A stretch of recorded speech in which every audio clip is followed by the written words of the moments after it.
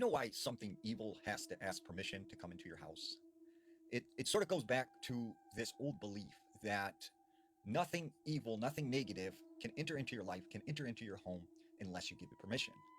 See, we naturally have this protective barrier surrounding us. Some people call it guardian angels, some people call it, a protective spirit, but we are naturally protected from these sort of things. But these evil, these negative entities try and break us down and get us to open that space, to allow them to come in. And so our homes, where we live, where we love, where we share intimate moments, right? That becomes a protective space. And this evil entity cannot enter through that doorway until you give it permission. Now, this story comes out of North Carolina. There was this woman who said when she was a young girl, she grew up in a small home up in the Appalachian Mountains. And she said when they first moved into this house, she remembers at night hearing what sounded like young children out in the woods laughing and saying things and calling her to come outside. And she would see shadows moving across her window like someone was walking around out there. She just ignored it and she really had no idea what was going on.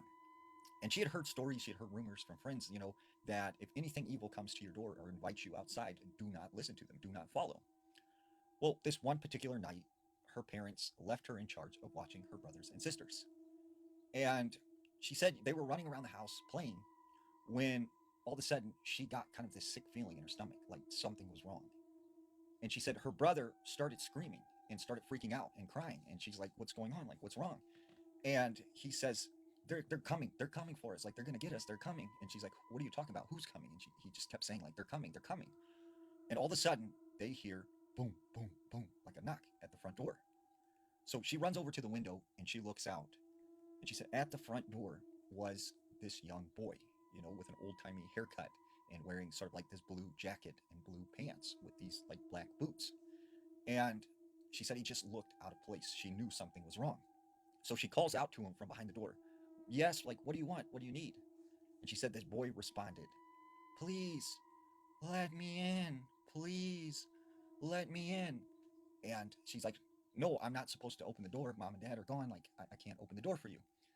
And he's like, "Please, it's cold. Let me in." And she said, "No, you're going to have to go somewhere else. I'm not opening the door." And right as she says that, the lights in the house started to flicker. And she said she took her brothers and sisters, they ran into their mother's room and she closed the door and they all just started praying. And finally, their parents got home and they felt safe again.